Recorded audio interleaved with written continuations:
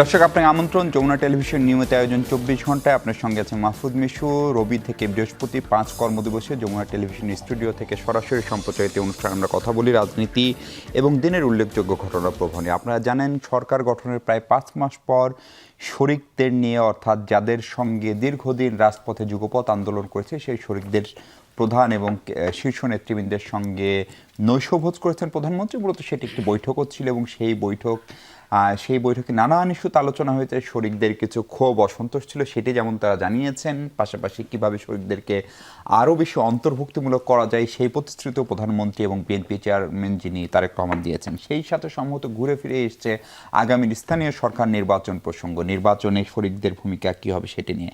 একই সাথে সরকারেরও 5 মাস শেষ হয়ে গেছে এর ভিতরে, এবং আমরা দেখছি যে বিএনপির শরিক অনেক দলগুলো দল বিলুপ্ত করে কেউ কেউ বিএনপির সঙ্গে থাকছে, যেটিকে অনেকে হর্স ট্রেডিং বলছেন। সেসব নিয়ে কথা বলবো আমরা। কথা বলার জন্য আমার সঙ্গে আছেন লেখক ও সাংবাদিক জনাব আশরাফ কায়সার ভাই, স্বাগত আপনাকে। এবং আছেন সরকারের প্রতিমন্ত্রী, যিনি প্রবাসী কল্যাণ ও বৈদেশিক কর্মসংস্থান মন্ত্রণালয় দেখেন, নুরুল হক নূর, যিনি ভিপি নূর নামে সমধিক পরিচিত, এবং নূর গণ অধিকার পরিষদ বিএনপির অন্যতম যুগপৎ আন্দোলনের শরিক, সেটিরও সভাপতি বটে। নূর, আপনার সঙ্গে আলোচনা শুরু করতে চাই। শরিকদেরকে মূলত বিএনপি প্রধান এবং সরকার প্রধানও বটে জনাব তারেক রহমান কি বার্তা দিলেন আসলে? এবং ধরেন, আপনারা যারা সরকারে আছেন তাদের সঙ্গে তো তার নিয়মিত সাপ্তাহিক বৈঠক হয় ক্যাবিনেটে, অন্যান্য জায়গায়, কিন্তু দলের জন্য গণ অধিকার পরিষদ আসলে আজকের বৈঠক থেকে কি বার্তা পেল? সবাইকে শুভেচ্ছা জানাচ্ছি।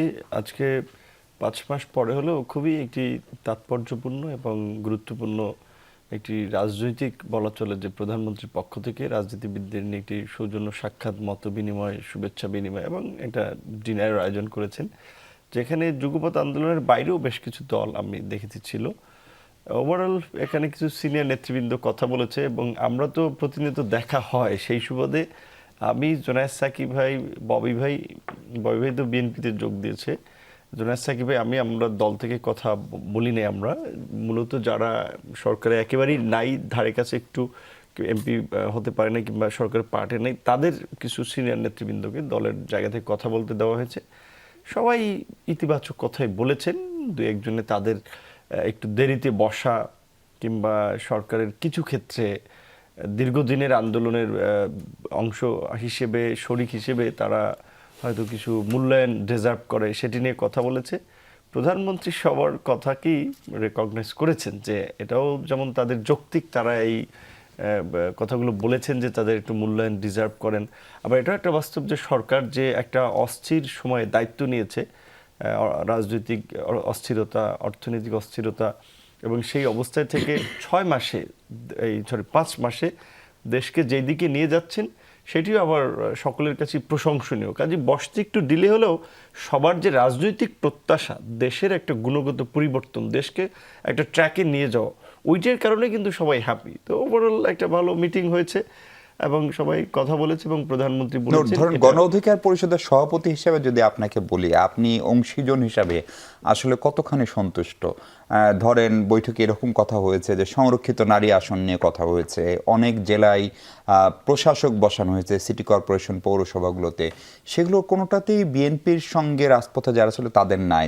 কোনো নেতা এটিও তুলনা করেছেন যে জামাত 16টি সংরক্ষিত নারী আসন পেয়ে 4টি তার শরিকদেরকে দিয়েছে, বিএনপি 35টি বা 36টি পেয়ে কেন একটিও গণ অধিকার পরিষদকে, গণসংহতি আন্দোলনকে বা তার সঙ্গে যারা আছেন বিপ্লবী ওয়ার্কার্স পার্টি কিংবা মান্না ভাইয়ের দল, কাউকে একটিও সংরক্ষিত নারী আসনে ছাড় দেয়নি? এই বিষয়গুলোর জবাবে প্রধানমন্ত্রী আসলে কি বলবেন?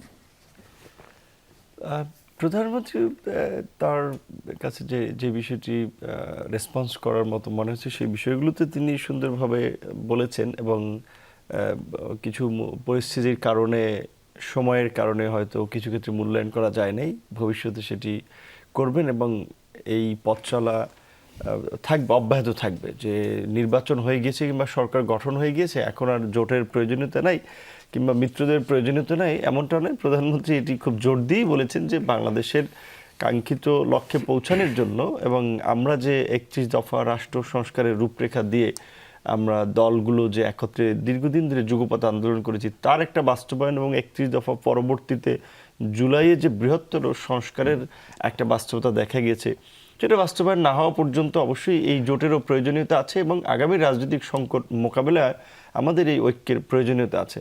তো সেখান থেকে এখন ধরেন যেটা হয়েছে সেটা তো হয়েই গিয়েছে, সেটা নিয়ে তো আলোচনা করে কিছু হবে না। হয়তো সেটা একটু মানে ভালো হতো যদি এখানে আরও কিছু শরিকদের মধ্য থেকে কিছু রিপ্রেজেন্টেটিভ নেওয়া যেত, সেটা উইমেন সিটের বিষয়ে অর আদার জায়গা থেকে।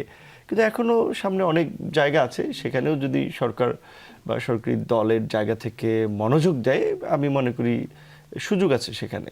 এবং মান্না ভাই, আমাদের সিনিয়র নেতা মান্না ভাই একটি কথা বলেছেন, আমিও সেটা বলতে চাই যে ধরেন আমাদের মধ্যে কিছু বিষয় বলা চলে যে প্রত্যাশা জায়গা থেকে প্রাপ্তি অপ্রাপ্তি ক্ষোভের একটা জায়গা থাকতে পারে, কিন্তু সেটা আমরা পাবলিকলি আমরা এক্সপোজ করতে চাই না। আমরা রাজনৈতিকভাবে রাজনৈতিক সমস্যা থাকলে রাজনৈতিক ফোরামে আলাপ আলোচনা করে সেটা একটা সমাধান করতে চাই, কিংবা সেটার বিষয়ে প্রতিকার চাইব। এই ফোরামে এসে আমি কথা বলবো না এভাবে। সেই জায়গা থেকে আমি মনে করি যে আমাদের মধ্যে কিছু বিষয়ে প্রত্যাশা থাকলেও সেগুলো নিয়ে আমাদের আলোচনার যথেষ্ট সুযোগ আছে। এবং আমার জায়গা থেকে তো ক্যাবিনেটে প্রতি সপ্তাহে মিটিং হয়, তারপরে বিভিন্ন সময় তো প্রধানমন্ত্রী বিভিন্ন জায়গায় দেখা হয়। কাজে আমার তো ধরেন একেবারেই আসলে এই জায়গায় ওইভাবে কথা বলার সুযোগ নাই বা উচিত না। জি, আমি একটু আশরাফ কায়সার ভাইয়ের কাছে আসতে চাই। আশরাফ ভাই, আপনি নিশ্চয়ই নির্বাচনের আগে পরে অথবা জুলাইয়ের আগে পরে বিএনপির খুব আলোচিত জিনিস হচ্ছে ৩১ দফা, বিএনপির নির্বাচনী ইশতেহার, সেই সব জায়গাগুলোতেই কিন্তু সমমনা রাজপথের সঙ্গে যারা বিএনপির সঙ্গে ছিল দীর্ঘদিন এবং ফ্যাসিবাদ বিরোধী যে শক্তি, তাদেরকে নিয়ে একটি জাতীয় ঐক্যমতের সরকারের কথা বলা হয়েছিল। এখন এই জাতীয় ঐক্যমতের সরকার মানে কি জুনায়েদ সাকির, নুরুল হক নূর বা ববি হাজ্জাজ থাকলে সেটি জাতীয় সরকার হয় কিনা, সেই প্রশ্ন আবার এখনকার যারা সংসদীয় বিরোধী দল জামাত নেতারা তোলার চেষ্টা করেন। কিন্তু আবার সংসদে তো একটি বিরোধী দলও লাগবে নিশ্চিতভাবে, মানে সবাই মিলে। ফলে কারো কারো আক্ষেপটা এরকম হয় যে সবাই মিলে একটা সরকার করলে বেশি ভালো হতো কিনা। এবং এই যে আজকে শরিকদের সঙ্গে প্রধানমন্ত্রীর যে বসা বা সরকার প্রধান বা বিএনপির চেয়ারম্যান হিসেবে যে বসা, সেটা বেটার লেট দেন নেভার বলে মনে করেন কিনা? প্রথমত আমি সাধুবাদ জানাই আজকের উদ্যোগকে এবং আমি ইতিবাচকভাবে দেখি। হয়তো আরও কিছুদিন আগে করলে আরও ভালো হতো। আমি সময়কাল নিয়ে এই জন্য কথা বলছি যে আপনি জানেন যে ২৪ সালের জুলাই অগাস্টের পরে মানুষ গভীরভাবে রাজনীতির গুণগত মানের দিকে তাকিয়েছে। এটা রাজনীতিবিদরা, নুরুল হক নূর এখানে আছেন, কিংবা বিএনপির বড় নেতারা, কিংবা মান্না ভাই বা অন্যরা কতটাও জানেন বা বোঝেন আমি ঠিক জানি না, কিন্তু মানুষ বোঝার চেষ্টা করেছে যে শেখ হাসিনা পালিয়ে যাওয়ার পরে, আওয়ামী লীগ মাঠ থেকে সরে যাওয়ার পরে বাংলাদেশের রাজনীতির গুণগত মান কোথায় দাঁড়ালো। এই প্রশ্নের উত্তর এই রাজনীতিবিদদেরকে দিতে হবে, তাদের কাজের ভেতর দিয়ে দিতে হবে, তাদের আচরণের ভেতর দিয়ে দিতে হবে। এবং ভবিষ্যতে আমরা যখন ফিরে তাকাবো তখন আমরা মূল্যায়ন করব তারা কি এই সুযোগের সদ্ব্যবহার করে বাংলাদেশকে বেটার রাজনীতি অফার করেছিল কি না। আচ্ছা, এই জায়গাটিতে আমি আপনাকে বলি, জাতীয় ঐক্যমত্যের সরকার এটা কিন্তু শুধুমাত্র যে শরিকদের নিয়ে করার কথা তাও না, এটি আরো বড় আকারে আপনার করার কথা। যেমন যারা রাজনীতি করেন না, মানে দলীয় রাজনীতি করেন না, তারা কি রাজনীতি মনস্ক না? তাদের কি আপনার সরকারে বা রাষ্ট্রে কন্ট্রিবিউট করার কোনো স্কোপ তৈরি হওয়া উচিত না? আমরা শেখ হাসিনা সরকারটিকে যে কারণে অনেক বেশি অপছন্দ করতাম, তার একটা বড় কারণ ছিল যে দলীয় রং ছাড়া উনি আর কোনো রং দেখতে পেতেন না। তাহলে তারেক রহমানের সরকার বা বর্তমান সরকার এই যে বারবার জাতীয় ঐক্যমত্যের সরকারের কথা বলেছেন, আপনি যদি জিয়াউর রহমানের রাজনীতির দিকে তাকান, সেখানে আপনি দেখবেন যে রাজনীতি করতেন না এমন অনেক মানুষকে রাজনীতির বারান্দায় টেনে আনা হয়েছিল এবং ইতিবাচক ফল দিয়েছিল বাংলাদেশের রাজনীতিতে এবং সরকার পরিচালনায়। এই জন্য দিয়েছিল যে আমাদের একটা দূরে থাকার প্রবণতা আছে, কারণ রাজনীতির মাঠ অনেক কর্দমাক্ত, অনেক বাজে ধরনের কাজের সাথে যুক্ত থাকতে হয়। কাজেই এই সরকারের সুযোগ আছে, এখনও আছে, সেটি হচ্ছে যে দলীয় রাজনীতির বাইরের মানুষকেও সরকারে অন্তর্ভুক্ত করা, যাকে মনে হবে এই কাজটির জন্য ভালো। দেখুন, আমাদের একটা বদভ্যাস থেকে বেরোতেই হবে যে আপনার দলের প্রতি অনুগত কিনা, আপনার নীতি আদর্শের প্রতি অন্ধ আনুগত্য আছে কিনা। এই আনুগত্য খুঁজে পরিণতি কি হয় আমরা ২৪ সালের জুলাইতে দেখেছি। কাজে আপনি ভিন্ন মাত্রার একটি সরকার তৈরি করেন যেখানে যোগ্যতা হবে মাপকাঠি, আনুগত্য না, দাসত্ব তো নাই। আচ্ছা, সেই জায়গায় জাতীয় ঐক্যমত্যের সুযোগটি এখনও আছে। আরেকটা জিনিস বলি, বাস্তবতা হচ্ছে যে যদিও আমি চাই না যে দলীয় শক্তিমত্তায় জিনিসটিকে বিবেচনা করা হোক, বাট বাস্তবতা হচ্ছে বিএনপি এবং তার অন্য যে জোট সঙ্গীরা তাদের মধ্যে একটা বড় বিস্তর ফারাক তৈরি হয়েছে। বিএনপি যেরকম ভোটের রাজনীতিতে ভালো করে, বড় সংগঠন, সেটা খারাপ কাজেও যেরকম বেশি বদনাম কুড়ায়, আবার ভালো কাজেও তাদেরও তো 16-17 বছরের কর্মীরা আছেন, নেতারা আছেন, তাদেরও তো লক্ষ লক্ষ মানুষ নির্যাতিত হয়েছেন, কি নিষ্ঠুর শাসন ছিল। কাজেই আমি মনে করি এটার একটা মানে কোয়ালিটেটিভ অ্যালায়েন্সের দিকে যেতে হবে, যে সেটা নারী কোটার ক্ষেত্রে হোক, সেটা আপনি স্থানীয় সরকারগুলোতে প্রশাসকের ক্ষেত্রে হোক, যেমনটি আপনি বলছিলেন, এমনকি আগামীতে আপনি যখন উচ্চকক্ষের দিকে যাবেন, যদি যান, সেইখানেও আপনি সেই কাজটি করতে পারেন। আমি নূরের সাথে একমত, আরও অনেক অবারিত সুযোগ রয়েছে। এই 5 মাসে বা 4 মাসে সুযোগ শেষ হয়ে গেছে, ব্যাপারটি এরকম না। অথবা এখনই করা হয়নি বলে আগামীতেও করা হবে না, এই প্রবণতাটিও আমাদের একটি জিনিস ভাবতে চাই, যে সব কিছু যেন প্রেডিক্টেবল না হয়ে যায়, যে 5 মাসে বলে দিবে 5 বছর কেমন হবে। এই জায়গাগুলোতে গেলে হয় কি, সেই পুরনো রাজনীতিটি আবার ফেরত আসে। আজকে দেখুন, যাদেরকে নিয়ে উনি বসেছেন তারা কিন্তু ফ্যাসিবাদ বিরোধী আন্দোলনের শক্তি তো বটেই, কখনো কখনো তার নির্বাচনী গণতন্ত্র মঞ্চের সঙ্গী, কখনো কখনো তার বাইরের সঙ্গীরাও রয়েছেন।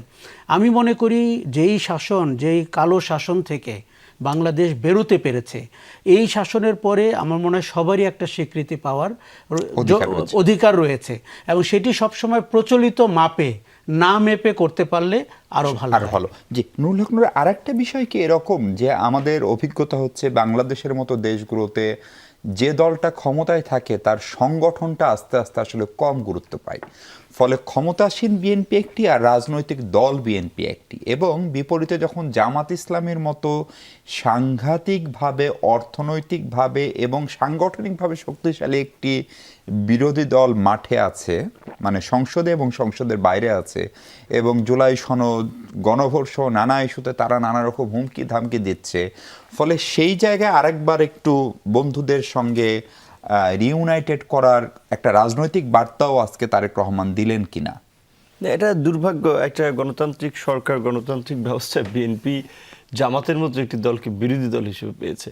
বিএনপি যেভাবে একটা ডেমোক্রেটিক দল, একটা প্রোগ্রেসিভ পার্টি, তার ওইরকম একটা পার্টি বিরোধী দল হইলে তার জন্য রাষ্ট্র চালানোটা সহজ হইতো। জামাত তো রাজনৈতিক দলের চেয়ে এটা একটা রেজিমেন্টেড ফোর্স, এটা একটা ক্যাডার ভিত্তিক সংগঠন, এবং বিশেষ করে আওয়ামী লীগের আমলে, বিশেষ করে 5ই আগস্টের পরে তাদের যে কর্মকাণ্ড দেখা গেছে, যে তারা তো মানে লাইক ওই আপনার গোয়েন্দা সংস্থার মতো বিভিন্ন দলে, বিভিন্ন সংগঠনে, বিভিন্ন জায়গায় তাদের লোকজন রিক্রুটেড করে রাখে। গণ অধিকার পরিষদও আছে। হ্যাঁ, গণ অধিকার পরিষদে আছে, মানে অনেক ছিল। 5ই আগস্টের পর কিছু ওপেন হয়েছে, গেছে, এবং এখনো আছে। গণ অধিকার পরিষদ না, বিএনপি তো আছে, সব দলে আছে, এমনকি প্রত্যেক জায়গায় আছে। এটা পরিষ্কার, কারণ যারা এই আমরা দেখেছি আমাদের সময়, এখন ধরেন কি আলোচিত সবচেয়ে ছাত্র নেতা যাদেরকে গ্লোরিফাই করে তৈরি করে দেখানো হইলো যে তারা বিপ্লবী নেতা, সাদিক কায়েমের কথা বলে, সে ডাকসুর ভিপি ছিল, যদি আমার পরবর্তীতে আসছে, আমি ছাত্র প্রতিনিধি, তার প্রতি রেসপেক্ট আছে, কিন্তু আমি তার পলিটিক্যাল আইডেন্টিটি নিয়ে, সে সূর্য সেন হল ছাত্রলীগের সভাপতি সেক্রেটারি ক্যান্ডিডেট ছিল, ছাত্রলীগের সে প্রোগ্রাম করেছে, সেইভাবেই করছে। 5ই আগস্টের পরে সে হয়ে গেল বিপ্লবী, বাট বিফোর 5ই আগস্ট মানুষ, আমরা তাদের এই বিপ্লব দেখি নেই। কিংবা আমাদের এই 5ই আগস্টের পরে সরকার পরিচালনার ক্ষেত্রেও যদি দেখি, আমরা বিভিন্ন ক্ষেত্রে জামাতের যে একটা আধিপত্য, একটা অবস্থান, এই ছাত্র নেতৃবৃন্দের ঘাড়ের উপরে বসে শিবিরের ছেলেদেরকে সমন্বয়ক হিসেবে তাদের মধ্যে ঢুকাই দিয়েছে, এবং আমাদের এই তরুণ বন্ধুরা তারা বুঝতে পারে নাই, কারণ তাদের তো এভাবে রাজনৈতিক দল ছিল না, সংগঠন ছিল না। হঠাৎ করে তো আপনি দল তৈরি করতে পারবেন না। এখন 5ই আগস্টের পর আপনি ডিসি অফিসে রিলিফ দিয়ে, ত্রাণ দিয়া, আপনি এই সরকারি সুযোগ সুবিধা ব্যবহার করে কিছু সুবিধাবাদী মানুষকে জড়ো করতে পারবেন। এটা দিয়ে তো রাজনীতি হবে না, রাজনীতি একটা পলিটিক্যাল প্রসেসের মধ্যে দিয়ে আপনার গড়ে উঠবে। তো সেখানে তারা জামাতের উপরে নির্ভর হয়েছে, জামাত আরও সুযোগ পেয়েছে ফুলে ফেপে। এখন বাংলাদেশে সে সময় যাই হোক, আমরা যেহেতু দীর্ঘদিন যুগপৎ আন্দোলনের মধ্য দিয়ে আমাদের একটা সম্পর্ক তৈরি হয়েছে, এবং আমরা বলেছি যে বাংলাদেশের রাষ্ট্র ও রাজনৈতিক ব্যবস্থার একটা পরিবর্তন চাই। বিএনপিকে দিয়ে আমরা 31 দফা করিয়েছি, বিএনপির পুরো 31 দফা না, এটা এই যুগপৎ আন্দোলন সকল দলের 31 দফা। বিএনপি প্রথম দিয়েছিল 10 দফা, পরে দিয়েছে 27 দফা, সেটাকে আমরা 31 দফা পর্যন্ত নিয়ে গেছি। কাজে ওইখানে তো আমাদের চিন্তা ভাবনা আছে। কাজে আমরা 31 দফা বাস্তবায়নের জন্য আমরা নির্বাচনটা করেছিলাম, এখন অপোজিশন, সেখানে ফাঁকা মাঠে জামাত হয়ে গেছে, এবং এটা বাংলাদেশের গণতন্ত্রের জন্য, স্বাধীনতা, সার্বভৌমত্বের জামাতের একটা কথা ছেদ বলছিলেন হয়েছে। যে নানান ফরম্যাটে ধরেন সাদিক কায়েম বা অন্য অনেকে ছাত্রলীগ বা অন্য ফরম্যাটে ছিল। এখন আমি খুবই নিশ্চিত এখানে জামাতের কেউ নেই বলেই এই প্রশ্নটা করা। তারা কেউ থাকলে এই প্রশ্ন করতেন। আপনিও তো শেষ পর্যন্ত বিএনপির সঙ্গে মন্ত্রিত্বে গেলেন, মানে ক্ষমতার ভাগিদার হলেন। আপনার দলের যিনি সাধারণ সম্পাদক তিনি বিএনপির হয়ে নির্বাচন করলেন। ববি হাজ্জাজ ভাই একেবারে নিজের দল বিলুপ্ত করে নির্বাচন করলেন এবং রাশেদ আজকে প্রধানমন্ত্রীর সচিব পদমর্যাদায় রাজনৈতিক বিষয়ক বিশেষ সহকারীও নির্বাচিত হয়েছেন।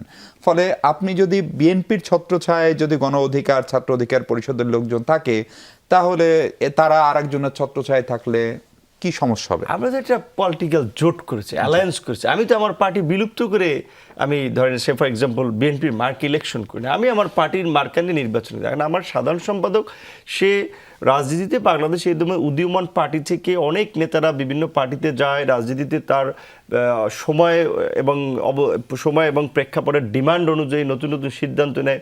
ক্ষেত্রে আমার সেক্রেটারি রাশেদ খান কিংবা ববি ভাই তারা মনে করেছে যে ছোট পার্টিগুলো নিয়ে অনেক স্ট্রাগল করতে হয়, সেক্ষেত্রে তারা বড় পার্টিতে থেকে তারা আরও ভালো কন্ট্রিবিউট করতে পারবে। বিকজ বিএনপি একটা বিশাল প্ল্যাটফর্ম, সেখানে তাকে এক্সপ্লোর করার যথেষ্ট সুযোগ আছে। তারা সুইটেবল মনে করেছে, সে পার্টিতে যোগ দিয়ে সরাসরি নির্বাচন করেছে।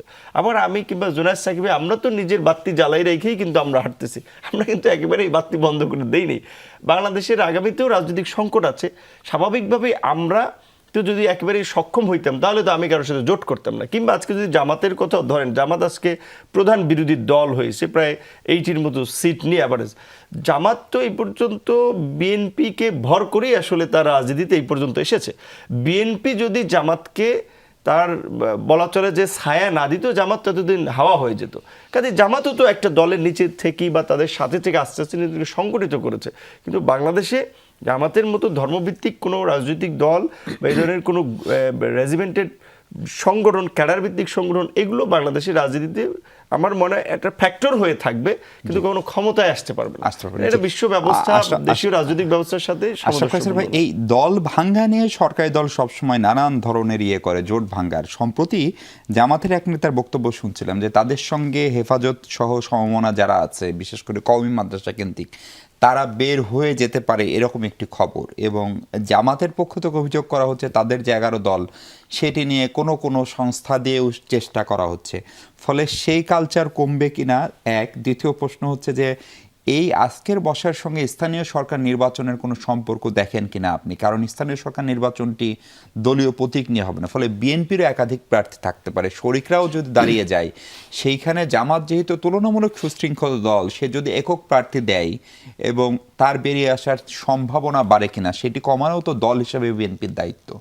প্রথমত আপনাকে বলি, আপনি যে প্রশ্নটি নূরকে করেছিলেন যে ছোট দলগুলো বিলুপ্ত করে সরকারে যোগ দেওয়া, বিএনপির হয়ে নির্বাচন করা কিংবা মন্ত্রিসভায় চলে যাওয়া, আপনি সরাসরি এটিকে সুবিধাবাদী রাজনীতি বলতে পারেন। কাজেই আমরা অন্যদের ক্ষেত্রে বলবো আর এই ক্ষেত্রে বলবো না, ব্যাপারটি তা হওয়া উচিত হবে না, স্ববিরোধিতা হবে। তবে আমি মনে করি কাজে প্রমাণ পাওয়া উচিত কে সুবিধাবাদী রাজনীতি করেছে, কে সুবিধাবাদী রাজনীতি না করে গুণগত পরিবর্তন করেছে।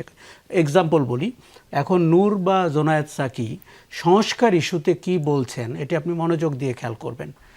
গত 5 মাসে তারা কি বলেছেন দেখুন। সরকারে চলে গেলে আপনি আমি সবাই জানি সীমাবদ্ধতা তৈরি হয়, আনুগত্য তৈরি হয়, এক ধরনের রাগঢাক তৈরি হয়। এখন জনগণকে তারা যে 15-16 বছর কিংবা 20 বছর বা আরও বেশি সময় এই যে ফ্যাসিবাদ বিরোধী কথাগুলো বলেছে, সুশাসনের গল্প বলেছে, প্রাতিষ্ঠানিক সংস্কার হলে আর স্বৈরাচার ফিরে আসবে না বলেছে, এখন সরকারের ভিতরে থেকে তারা এই ব্যাপারে কি বলছে বা এই ব্যাপারে কি করছে বা আদৌ করছে কিনা। এখন শোনেন, বড় দল বিএনপি তার অনেক সীমাবদ্ধতা আছে এবং নির্বাচনের আগে তারা কিছুটা প্রকাশ্য করেছিল, নির্বাচনের পরে পুরোপুরি প্রকাশ্য করেছে। তারা কতটা সংস্কার করবেন এটি তাদের কাছে, তারা জবাবদিহি করবেন। কিন্তু যারা সরকারে গেলেন, একসাথে নির্বাচন করলেন কিংবা আজ রাতে ডিনার খেলেন, তাদের আসলে ভূমিকা কি? দেখুন, মানুষকে কি পৌঁছে দিচ্ছেন, এটির নাম রাজনীতি। মানে যে কারণে হাসানুল হক ইনু এখন আপনি অপরাধী মন্ত্রী বা জি। প্রতিমন্ত্রী হলেন কিনা বা আপনি দল বিলুপ্ত করে চলে গেলেন কিনা, তার চেয়ে বেশি ইম্পর্টেন্ট রেজাল্টটা কি আপনি বের করলেন। এটার জন্য আমার ধারণা এদেরকে ইন্ডিভিজুয়ালিও জবাবদিহি করতে হবে, দল হিসাবেও করতে হবে এই জায়গাটিতে। আরেকটা জিনিস আপনাকে বলি, আমরা একটা ইউনিক রাজনৈতিক বাস্তবতার ভেতর দিয়ে যাচ্ছি। যেমন জামাতে ইসলামের কথা বলি, এই যে গুপ্ত রাজনীতির যে প্র্যাকটিসটা, এটি তো কোনো গণতান্ত্রিক রাজনীতির কালচার হতে পারে না। আপনি প্রকাশ্যে রাজনীতি করবেন, আপনার রাজনীতি আমি পছন্দ করলে আপনার পাশে দাঁড়াবো, আপনি নির্যাতনের শিকার হলে সেটার বেনিফিট ভিকটিম হলে পরবর্তীতে পাবেন। কিন্তু জামাতে ইসলামী এই যে বিশ্ববিদ্যালয় ক্যাম্পাসগুলোতে, এমনকি আমি হলফ করে বলতে পারি বিএনপির ভিতরে সিগনিফিক্যান্ট পোর্শন গুপ্ত জামাতি রয়েছেন, বোঝাই যায়, আচরণ দেখলে বোঝা যায়। কাজে এটি আমাদের রাজনীতির একটা ইউনিক চরিত্র দাঁড়ালো। দ্বিতীয় হচ্ছে, যেই দলটি স্বাধীনতা চায়নি সে এখন সংসদে বিরোধী দল, এটিও তো একটি বাস্তবতা। তৃতীয় হচ্ছে যে ফ্যাসিবাদী শক্তি পলাতক অবস্থায় আপনার ঘাড়ে নিঃশ্বাস ফেলছে, কারণ তার ৯৫% সমর্থক এবং যে কাঠামো সেটি তো অটুট রয়েছে। ২-৪ জন, 5 জন, 100 জন, 500 জন পালিয়ে গেছে, কিন্তু ব্যুরোক্রেসিতে আছে, সেনাবাহিনীতে আছে, পুলিশে আছে, আপনার সব জায়গায় কালচারাল ফ্রন্টে তো ৯৫%-এর উপরে আছে।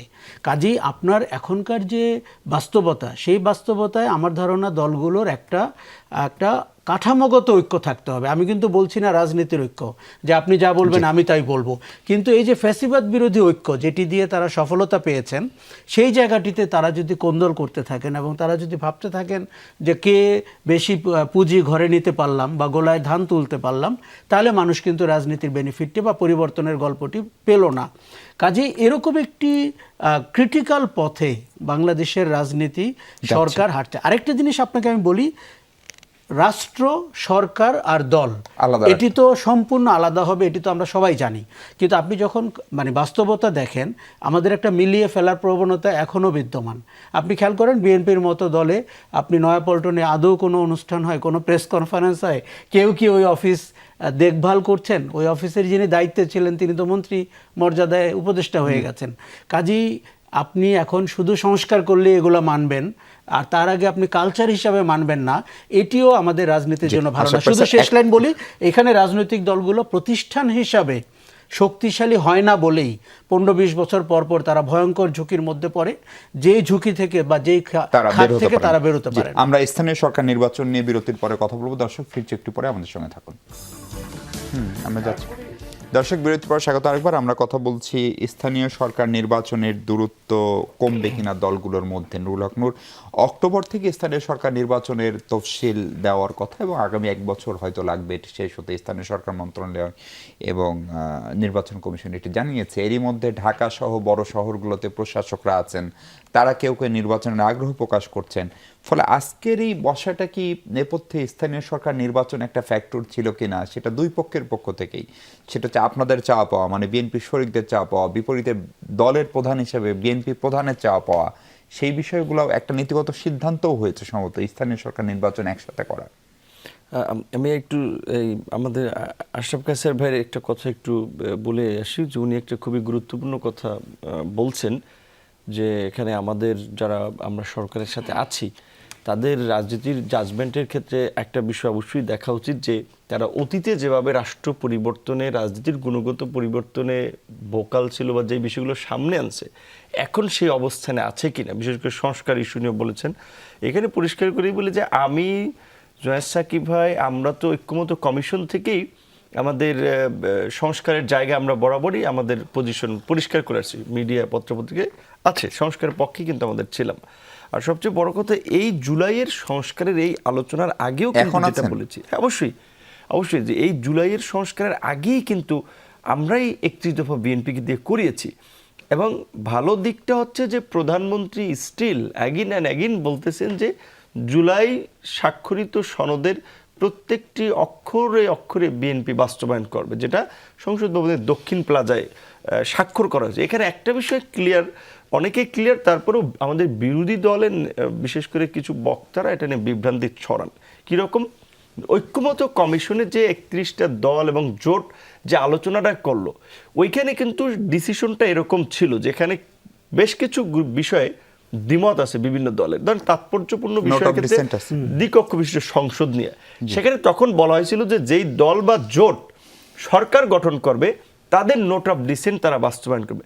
এখন ধরেন আমি উচ্চকক্ষ চাই একভাবে, বিএনপি পার্টিগতভাবে চায় আরেকভাবে, তো বিএনপির তো সেই ভ্যালিড গ্রাউন্ড রয়েছে যে বিএনপি তার মতো বাস্তবায়ন করবে, এটাই তো ঐক্যমত্য কমিশনের হ্যাঁ, ডিসিশন ছিল। কিন্তু সেইখানে তো আপনার 31 দফায় তো সংবিধান সংস্কারের কথাও বলা ছিল। Right. আপনারা তো এখন সংশোধনের জন্য কমিটি করা হলো সালাউদ্দিন সাহেবের নেতৃত্বে। এখন সংশোধনের এখানে যদি আমি মনে করি যেটা ধরেন বিরোধী দল সরকারি দল মিলে একটা কমিটি হয়েছে, সেখানে সংশোধন না, বিরোধী থেকে দল নাই এখনো। বিরোধী দলের 5 জনকে আহ্বান করেছে। যদি ওইখানে আলাপ আলোচনাটা হতে পারে, বিরোধী দল তো মিডিয়ায় কথা বলতে পারে যে না আমরা এইটাই এইভাবে পরিবর্তন চাই, সেটা না করে যদি আগে ওখান থেকে সরে যায় তাহলে আসলে আলোচনার জায়গা থাকে না। সেখানে স্থানীয় নির্বাচন নিয়ে যদি বলেন, বরঞ্চ বিরোধী দলের উচিত যে এই কমিটিতে থেকে আসলে এই সংস্কারগুলো বাস্তবায়নের একত্রে কাজ করা। স্থানীয় নির্বাচনের বিষয়ে আসলে ওইভাবে এত লার্জ মিটিংয়ে আসলে স্বাভাবিকভাবে এইভাবে কনফিডেন্সিয়াল বা পলিটিক্যাল এত বিষয়ভাবে আলাপ আলোচনা করার সুযোগ থাকে না। তবে স্থানীয় নির্বাচনে স্বাভাবিকভাবে বিভিন্ন দল, স্থানীয় নির্বাচন তো প্রতিনিধিত্ব করার মধ্যে দিয়ে নিজেদের রাজনীতিকেও বিকশিত করার একটা সুযোগ, দলকেও তৃণমূলে নিয়ে যাওয়ার একটা সুযোগ। কাজে এখানে সব দল চাইবে তার দলের প্রার্থী দিয়ে জিতুক বা না জিতুক তার একটা আইডেন্টিটি রুট লেভেল পর্যন্ত থাকুক। সেই জায়গা থেকে আমার মনে হয় না যে এটা নিয়ে কোনো ওইভাবে মানে জাতীয় নির্বাচনের মতো ঐক্য তৈরি হবে। আর এই স্থানীয় নির্বাচনটা তো দলীয় প্রতীক এখন হচ্ছে না। কাজেই ধরেন সে ফর এক্সাম্পল এখানে বিএনপির পক্ষ থেকে পার্টি ইন্টারনালি একজনকে মনোনীত করলো, দেখা যায় তার এগেনস্টে 2 জন দাঁড়িয়ে যাবে। তো সেই ক্ষেত্রে এখানে সমঝোতা না হওয়ার চান্স বেশি। ঠিক অন্য দলের ক্ষেত্রেও সেটা ওইভাবে। নূর, আমার মনে আছে আপনাকে যখন বিএনপি প্রথম ইঙ্গিত দিল, মানে আনুষ্ঠানিক মনোনয়ন দেওয়ার আগের ঘটনা, আপনি এলাকায় কার্যক্রম পরিচালিত করতে গিয়ে বিএনপি নেতাকর্মীদের দ্বারাই বহুবার বাধার শিকার হয়েছেন, আমরা নিউজ করেছি। ফলে ধরেন আপনি দলের প্রধান, আপনি ওই সময়ে ডাকসুর নির্বাচিত ভিপি, আপনার ক্ষেত্রে যদি এমন হয় আপনার ওইখানকার উপজেলা চেয়ারম্যান যে মানুষটি হতে চাই সে টিকতে পারবে বিএনপির মতো বড় দলের কাছে এবং আপনি তাকে সুরক্ষা দিতে পারবেন? এখন ধরেন জুলাইয়ের প্রেক্ষাপট ছিল একরকমের, সে সময় প্রধানমন্ত্রী ছিলেন দেশের বাইরে, এখন তো উনি দেশে আছেন, সব কিছু দেখতেছেন এবং গত 5 মাসে প্রধানমন্ত্রীর যে ব্যক্তিগত তার যে কর্মকাণ্ড, জীবন আচরণ এবং তার যে জনগণের মাঝে চলে যাওয়া এবং মানুষকে ধারণ করা, মানুষের জন্য কাজ করার যে তার চিন্তা চেতনা, সেটা তার আমরা বাজেট থেকে শুরু করে গত 6 মাসে তার যে অ্যাক্টিভিজম দেখেছি। এবং আমাদেরকেও ইন্টারনালি বিভিন্ন নির্দেশনায়, সরকারি নির্দেশনায় পরিষ্কার বলেছেন যে সব কিছুকে দলীয়করণ করবেন না। এমনকি ক্যাবিনেটেও আমরা দেখেছি যে দলীয় রিলেটেড কোনো আলোচনা বলে এটা আপনারা দলগতভাবে আলোচনা করবেন, এটা সরকারি বিষয় না। সো তার প্রধানমন্ত্রীর জায়গা থেকে অ্যাপ্রোচ তো তার ক্যাবিনেটের সদস্যদের মাঝে, তার দলীয় নেতাকর্মীদের মাঝে যাচ্ছে। এবং আপনি দেখেছেন যে কয়েকদিন আগে একজন সংসদ সদস্যর ছেলেকে চাঁদাবাজির অভিযোগে আপনার জিজ্ঞাসাবাদ করার জন্য কিংবা ডিবি হেফাজতেও নেওয়া হয়েছিল। তো এটা একটা মেসেজ সেই জায়গা থেকে আমার মনে হয় না। এবং হবিগঞ্জ তার জন্য কক্সবাজারের দিকে বিএনপির এক উপজেলার সভাপতিকেও অ্যারেস্ট করা হয়েছিল থানায় গন্ডগোল করার কারণে। সেই জায়গা থেকে আমার মনে হয় না যে বিএনপি পার্টিগতভাবে এখানে বিশৃঙ্খলা করার সুযোগ দেবে, কারণ তার 2/3 মেজরিটি রয়েছে, তার 5 বছর রাষ্ট্র চালাতে হবে। এবং সবচেয়ে বড় কথা প্রধানমন্ত্রী আমাদেরকে মাঝে মাঝেই বলেন যেটা, যে আগের সরকার যেই কারণে বিতর্কিত হয়েছে, যেই ঘটনাগুলো সমালোচিত হয়েছে, আমাদের যেন সেইখানে মানুষ সেগুলো থেকে শিক্ষা নিতে চান না পারে। ওনার এই দৃষ্টিভঙ্গির পর আমার মনে হয় না যে রুট লেভেলে ওইভাবে অন্য দলের প্রার্থীদের সাথে বিএনপি প্রার্থীর বিশৃঙ্খলা করবে, সেটা সরকার সেটি সবার প্রত্যাশা। আশরাফ ভাই, আপনার নিশ্চয়ই 2013 সালের স্থানীয় সরকার নির্বাচনের কথা মনে আছে। তখন সৈয়দ আশরাফ স্থানীয় সরকার মন্ত্রী, সম্ভবত সৈয়দ আশরাফ, জাহাঙ্গীর কবির নানক প্রতিমন্ত্রী, আবু আলম শহীদ খান স্থানীয় সরকার বিভাগের সচিব। এবং সেই সময়ে ক্ষমতাসীন আওয়ামী লীগের একটা অংশ স্থানীয় সরকার নির্বাচন দিতে চায় না, তারা দিল এবং 5টি বড় সিটি কর্পোরেশন নির্বাচন তাদেরকে হারাতে হয়েছিল, মানে ক্ষমতায় থাকলে যেটি হয়। এবং এখন বিপরীতে ধরেন জামাতের যে সাংগঠনিক শক্তি, আপনি জামাতকে পছন্দ করেন বা না করেন, সাংগঠনিকভাবে তাদের যে ঐক্যবদ্ধতা, সেটি সবার জন্যই একটা পলিটিক্যাল থ্রেট রাজনীতির মাঠে।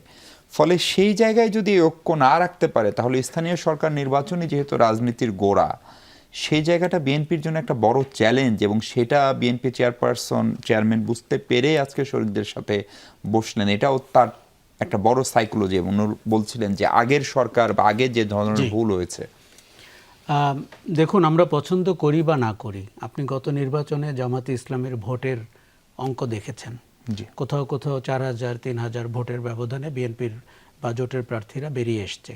কাজে স্থানীয় সরকারে আরেকটা ঘটনা হচ্ছে, ইতিমধ্যে 5 মাস সরকারের অতিক্রান্ত হচ্ছে এবং আগামীতে 10 মাস বয়সী সরকার হবে যখন আপনি স্থানীয় সরকার নির্বাচনে যাবেন, বা 8 মাস বয়সী সরকার। তো অজনপ্রিয় হতে থাকে, কেননা তার দলীয় দায়িত্ব বেশি, দলের লোকরা বেপরোয়া হয়ে ওঠে, বাড়াবাড়ি করে, ঘুষ দুর্নীতি চাঁদাবাজি অনিয়ম সবই ঘটতে থাকে। এর ব্যতিক্রম বাংলাদেশে হয়ে যাবে এটি আমি হঠাৎ করে ভাবছি না। তার মানে তখন এই অপোজিশনের আরও সুযোগ তৈরি হবে স্থানীয় সরকার নির্বাচনগুলোতে ভালো ফল করার। এবং যেই দলটির কথা আমরা বলছি জামাত ইসলামী, তারা কিন্তু আওয়ামী লীগ আমলে স্থানীয় সরকার নির্বাচনে ভালো করা দল। কাজেই আরেকটা জিনিস আপনাকে বলি, এখানে ভোট এলে কিন্তু সব দলের মাথা খারাপ হয়ে যায়। গত নির্বাচনটিতে আমরা দেখেছি যে আওয়ামী লীগের ভোট পাওয়ার জন্য বিএনপি, জামাতে ইসলামী, এনসিপি তারা কে কোথায় কতভাবে চেষ্টা করেছেন। এখন সবাই চেষ্টা করছেন আওয়ামী লীগের সাংগঠনিক শক্তিটিকে কাজে লাগানো যায় কিনা, আওয়ামী লীগ দূরে থাক। এখন স্থানীয় সরকার নির্বাচনে এটার অগ্নি পরীক্ষা হবে। জাতীয় নির্বাচনে কিছুটা হয়েছে এবং আমরা দেখতে পেয়েছি কে কাকে প্রোটেকশন দিয়েছেন নির্বাচনের আগে কিংবা পরে, সংখ্যালঘুদের ভোট কোথা থেকে টানা হয়েছে, সব দলই তার ব্যত্যয় ঘটিয়েছেন আদর্শের নীতির। এখন স্থানীয় সরকার নির্বাচন কিন্তু আপনি যেই নির্বাচনটির কথা 13 সালে বলছিলেন, তখন 5টি সিটি কর্পোরেশনে যেভাবে বিএনপির প্রার্থীরা বেরিয়ে এলো, এটা একটা বিস্ময়কর ঘটনা ছিল। এবং 14 সালের নির্বাচনটি যদি শেখ হাসিনা করতেন, হয়তো উনি ক্ষমতা হারাতেন, কিন্তু আবার তো 5 বছর পরে উনি আসার সুযোগ পেতেন, বাংলাদেশের গণতন্ত্র একটা ধারাবাহিকতা পেত। এটি তো হলো না। এখন স্থানীয় সরকার নির্বাচনই কিন্তু রাজনীতির মূল। জাতীয় সংসদ তো আমরা শহরের লোকরা দেখি, সবাই বড় গাড়ি চালায়, মন্ত্রী হয়, প্রতিমন্ত্রী হয়, কিন্তু আপনি যে মানুষের সেবার কথা বলছেন, যার স্বার্থের কথা বলছেন, সেটি তো স্থানীয় সরকার। কাজেই এই নির্বাচনটি বিএনপির জন্য অগ্নি পরীক্ষা হবে। প্রথম কথা তার নিজস্ব জনপ্রিয়তা, সাংগঠনিক দক্ষতা, দ্বিতীয় হচ্ছে শরিকদের সাথে নেয়া এবং ভোটের বাক্সে সেটির রূপান্তর ঘটানো, তৃতীয় হচ্ছে এই পরিবর্তিত রাজনৈতিক বাস্তবতাকে মেনে নেওয়া। দেখুন, আমি নূরের সাথে একটা জায়গায় একমত, এই যে 36 দিনের যে লড়াই, হঠাৎ করে একটা ইমব্যালেন্স রাজনৈতিক পরিস্থিতি তৈরি হয়েছে। প্রফেসর ইউনূসের সরকার এটি ইন্টেনশনালি করেছেন, কোনো উপদেষ্টা এটি বুঝে বুঝে করেছেন যে বিএনপিকে মাইনাস করে, জামাতে ইসলামীকে সামনে এনে, এনসিপিকে দাঁড় করিয়ে একটি নতুন রাজনৈতিক বাস্তবতা তৈরি করা যায় কিনা। তাতে করে 5ই আগস্টের পরে আমরা দক্ষিণপন্থীদের যে চেহারা দেখতে পেলাম, তাতে মানুষ আরেকবার ভীত হলো যে শেখ হাসিনা খারাপ ছিল, গুম খুন আয়নাঘর ইত্যাদি ছিল, কিন্তু এরা তো মাজার ভেঙে ফেলছে, এরা তো আমাদের সংস্কৃতির উপর আঘাত করছে, এরা তো মানে দেশকে শ্বাস নিতে দিচ্ছে না, নারীদেরকে হেনস্থা করা হচ্ছে রাস্তায়। আপনি ভাবেন বাংলাদেশে যেই গণ অভ্যুত্থানে নারীদেরকে আমরা সামনের কাতারে দেখলাম, তারা কর্পূরের মতো উড়ে গেলেন।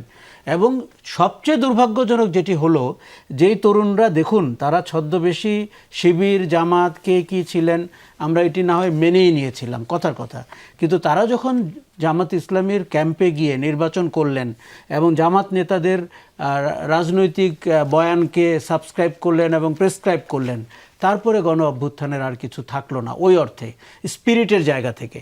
এখন বাস্তবতা হচ্ছে যে তারা কিন্তু বলেছে যে অভ্যুত্থানটি তারা ঘটিয়েছে এবং তারা যুক্ত হয়েছে জামাতের সাথে, অতএব অভ্যুত্থানটি জামাত ঘটিয়েছে। আবার তারা বলেছে বিএনপি সংস্কার চায় না, খুব ইন্টেনশনাল, অতএব তারা সংস্কারেরও জোট। এই বাস্তবতায় রাজনীতিটি ঘটতে হবে। আমার যতটুকু ধারণা, বিএনপি যথেষ্ট সংস্কার চায় এবং বিএনপি সরকার গঠনের আগে আমি বলেছি, বিএনপি আগ বাড়িয়ে যতটা সংস্কারের ব্যাপারে কমিটেড, বাংলাদেশের ইতিহাসে কোনো বড় রাজনৈতিক দলকে আমরা কমিটেড দেখিনি। কিন্তু এই কমিটমেন্ট আপনাকে ডেলিভার করতে হবে। আপনি অন্তর্বর্তী সরকারের দেখানো পথে হাঁটবেন, নাও করতে পারেন আপনি, কিন্তু এটি যেন একটি মুখোমুখি অবস্থা দাঁড়ায়। অপোজিশন কিন্তু 5 বছরের জন্য এই ইস্যুটাকে নিয়েই বাজারকে গরম করবে। নুরুল হক নূর, ধরেন আপনাকে তো আমরা চিনি আসলে ধরেন ডাকসুর ভিপি হিসাবে, বা তারও পরে আপনার নিরাপদ সড়ক আন্দোলন যেখান থেকে, ফলে আপনাকে প্রতিবাদী মানুষ, আপনি আমাদের চোখের সামনে বহুবার নির্যাতনের শিকার হয়েছেন। ফলে এখন যে সরকারটা হলো, সেই সরকারের 5 মাস পার হলো, আপনি একদম মানে মাঠের কর্মী হিসেবে আপনার যে প্রত্যাশা ছিল, আমি জানি 5 মাস মূল্যায়ন করার জন্য পর্যাপ্ত সময় না, কিন্তু ইন্ডিকেট কি দিচ্ছে যে স্বপ্ন নিয়ে আপনারা এসেছিলেন সেটা, সেই প্রশ্নের কথা বলবো। দর্শক, তার আগে আবার একটা বিরতি নিই। দর্শক, আরেকবার স্বাগত। সরকারের এই 5 মাসের প্রত্যাশা প্রাপ্তি নিয়ে নুরুল হক নূর আপনার সাথে কথা বলতে চাই। শুধু প্রতিমন্ত্রী হিসেবে উত্তর দিবেন না, আপনি রাজপথের মানুষ ছিলেন, আপনি আমাদের চোখের সামনে সবচেয়ে বেশি মার খেয়েছেন পুলিশের, অন্যান্য ক্ষমতাসীনদের। সেই জায়গা থেকে প্রত্যাশা প্রাপ্তির হিসাব কতখানি মিলে? যদিও আমরা জানি এটা সময়টা পর্যাপ্ত না, কিন্তু শুরুটা কি বলে? ওইটা আসলে আমাদের যে স্ট্রাগল ছিল সেটা বলছি, যে ধরেন আমি বিশেষ করে রাজনৈতিকভাবে বিশ্ববিদ্যালয়ের ছাত্র হিসেবে 2018 সাল থেকে ধারাবাহিকভাবে, এবং আজকের এই সংগ্রামটা সেই কোটার গোড়া থেকেই তো, কোটা সংস্কার আন্দোলন থেকেই তো বৈষম্য বিরোধী আন্দোলন, নিরাপদ সড়ক আন্দোলন, কোটা সংস্কার আন্দোলন, ওই তরুণরা ইভেন যারা স্কুলে ছিল তারা এবার বিশ্ববিদ্যালয়ে ছিল, সেখান থেকে লিড দিয়েছে। কিন্তু ডক্টর ইউনূসের এই আপনার ইন্টারিম গভর্নমেন্টের সময় তো আসলে আমাদেরকে হারিয়ে দেওয়া হয়েছে, আমাদেরকে মাইনাস করিয়ে দেওয়া হয়েছে। ওই যে জামাত, এনসিপি, এদেরকে সামনে একটা ইমব্যালেন্স তৈরি করা হয়েছে। তো সেই তুলনায় এরকম একটা পরিস্থিতিতে 5 মাসের গভর্নমেন্ট, আমি পলিটিক্যাল অ্যাজ এ অ্যাক্টিভিস্ট হিসেবেও আমি বলবো অসাধারণ এক্সপেকটেশনের বেশি করেছে। কারণ প্রথমত হচ্ছে যে এই জুলাই গণ অভ্যুত্থানের যে স্লোগান, এবং সেখান থেকে আমরা যেটা বলেছি যে ক্ষমতা না জনতা, জনতা। তো প্রথমত আমি মনে করি যে জুলাইয়ের পরে এই ইলেক্টেড গভর্নমেন্ট ক্ষমতাকে জনতার কাতারে নিয়ে যাচ্ছে, যেটা প্রধানমন্ত্রীর এই যে বললাম যে প্রোটোকলবিহীন চলাফেরা, সিএনজি ড্রাইভারও পাই যে গাড়ি চালাই যাচ্ছে, এটা তো মন্ত্রীদেরকেও এটা একটা সিগন্যাল যে এইভাবেই আপনাদেরকেও এইভাবে চলতে হবে, এবং পরিষ্কার ক্যাবিনেটে উনি বলে।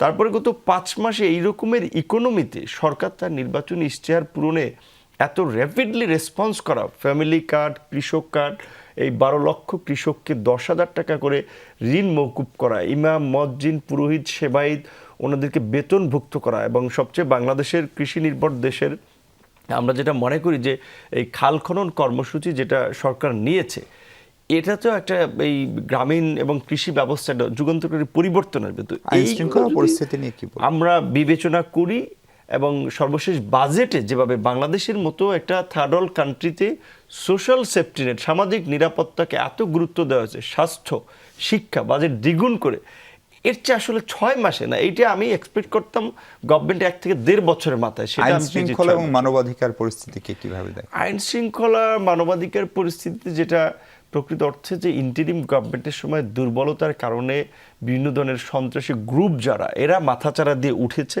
কাজেই 6 মাসে এদেরকে নির্মূল করাটা এটা গভর্নমেন্টের জন্য ডিফিকাল্ট 6 মাসে। সেই জায়গা থেকে হয়তো বিভিন্ন পত্রপত্রে কিছু ঘটনা, অস্বাভাবিক ঘটনার আমরা দেখি, দু এক জায়গায় গুলি করা, যে জায়গায় মানুষকে মেরে ফেলছে, এই ঘটনার নিয়ন্ত্রণ আসবে। আইন শৃঙ্খলা পরিস্থিতিটা আসলে অন্যান্য পরিস্থিতির মতো রাতারাতি নিয়ন্ত্রণে আনা যায় না। তবে সরকার ধরেন এই যে প্রশাসনটা চালাচ্ছে, এটা হচ্ছে ফেসিবাদী প্রশাসনের একটা লিগ্যাসির প্রশাসন। এখানে তো বিএনপি তার নিজস্ব লোক, পরীক্ষিত লোককে এখনো গুরুত্বপূর্ণ জায়গায় বসাতে পারে না। কাজে সে তার লোককে না বসাতে পারলে তার অর্ডার ক্যারি করার ক্ষেত্রে সে কীভাবে বাস্তবায়ন করবে? সেই ক্ষেত্রে আমি মনে করি প্রশাসনটাকে একটু গুছিয়ে উঠতে পারলে আইন শৃঙ্খলা পরিস্থিতি নিয়ন্ত্রণে চলে আসবে।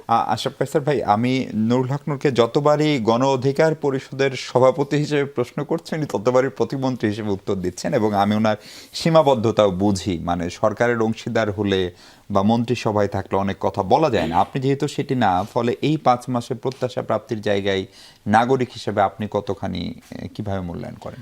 প্রথমত বলি যে গণ অভ্যুত্থান পরবর্তী একটি নির্বাচিত সরকার, তার দায় এবং দায়িত্ব অনেক, এটি মেনেই আপনাকে সরকারে থাকতে হবে। দেনাও অনেক। প্রথম কথা, বিএনপি 17 বছর ক্ষমতা কেন্দ্রের আশেপাশেও থাকতে পারেনি। অতএব তাদের দেশ পরিচালনার যে অভিজ্ঞতা দরকার হয়, ধরেন 5 বছর পর যদি তারা থাকতে, অনেক মন্ত্রী তার নতুন, একেবারেই নতুন, তার বয়স 60 হোক কিংবা 70 হোক, কাজেই এটি আমাদের মাথায় রাখতে হবে। দ্বিতীয় হচ্ছে, যেই ভঙ্গুর অর্থনীতি রেখে ফ্যাসিবাদীরা পালিয়ে গেছে, সেটিকে আপনার নজরে নিতে হবে। তৃতীয় হচ্ছে, যে রাজনৈতিক পরিস্থিতির উদ্ভব হয়েছে, একটা তো গেল শেখ হাসিনার একদলীয় কিংবা জাতীয় পার্টিকে নিয়ে একটা জোড়াতালির রাজনীতি, জোড়াতালির সংসদ, আর 5ই আগস্টের পরের রাজনীতিটি হচ্ছে আরেকটি অগ্নিগর্ভ রাজনীতি, যেখানে আপনি মানুষ বিপন্ন বোধ করতে শুরু করেছে, ভয় পেতে শুরু করেছে। কাজেই প্রথমে চ্যালেঞ্জের কথাগুলো এই জন্য বললাম যে আপনি ভাববেন না আমি তাকে ছাড় দেওয়ার জন্য বলছি, আমি শুধু বলছি কনটেক্সটটি বোঝার জন্য। সেই জায়গাটিতে তার প্রথম কাজ কি? দেখুন, আমি কিন্তু মনে করি যে জামাতে ইসলামী এবং এনসিপি তাদের তো রাজনীতির হাতিয়ার হচ্ছে সংস্কার। কেননা তারা বারবার বলবে আমরা এক হয়েছি, সংস্কার বাস্তবায়ন করব। দেখুন 5ই আগস্ট পর্যন্ত কে কি করেছে, কোন দাবিতে কতদূর আন্দোলন হয়েছে, সংস্কারের আইডিয়াটি কোত্থেকে এলো, আমরা সবাই অবগত। কাজেই ওই সংস্কারকে পুঁজি করে যদি রাষ্ট্রের সব কিছুকে আপনি বিচার বিশ্লেষণ করতে থাকেন, এটি কিন্তু একটা ভুল পদক্ষেপ হবে। বিএনপির কাছে আমাদের প্রথম প্রত্যাশা ছিল আইন শৃঙ্খলার পরিস্থিতি ঠিক করা। সেই জায়গাটিতে আমি বলবো যে মব ভায়োলেন্স শেষ হয়ে যায়নি, কিন্তু কমেছে তো। এবং সরকার থেকে তো পৃষ্ঠপোষকতা হচ্ছে না। আমরা অন্তর্বর্তী সরকার থেকে মবের পৃষ্ঠপোষকতা দেখেছি, রাজনৈতিক সংগঠনকে দাঁড়াতে দেখিনি, এমনকি বিএনপির মতো বড় সংগঠনকেও আমরা দাঁড়াতে দেখিনি। জামাত ইসলামী, এনসিপি এবং কিছু ইন্ডিভিজুয়ালকে তো অ্যাক্টিভ রোলে দেখেছি মবের পক্ষে।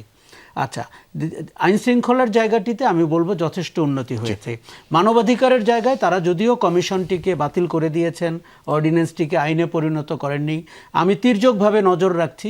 তারা ওই যে অক্ষরে অক্ষরে বলে সবাই, আমিও নজর রাখছি যে তারা বলেছেন এর থেকে বেটার আইন করবেন। আমরা দেখতে চাই, কেননা যেভাবে বাংলাদেশ ব্যাংকের গভর্নরকে বিদায় করা হলো, যেভাবে ক্রিকেট বোর্ডকে সংস্কার করা হলো, যেভাবে দুর্নীতি দমন কমিশন থেকে এক ধাক্কায় সব চেয়ারম্যান সহ লোকজন চলে গেলেন, এটি ভালো লক্ষণ হয়নি। কেননা আমরা এই লোকগুলোকে সুন্দর করে বিদায় দেওয়া উচিত ছিল। তা না হলে আপনার সরকারের দায়িত্ব, রাষ্ট্রের দায়িত্বে লোকজন আসবে না। আচ্ছা, যেটি বিএনপির ভালো লেগেছে সেটি হচ্ছে বিএনপি তার রাজনৈতিক কমিটমেন্ট অনুযায়ী 5 মাস পরিচালিত হয়েছে।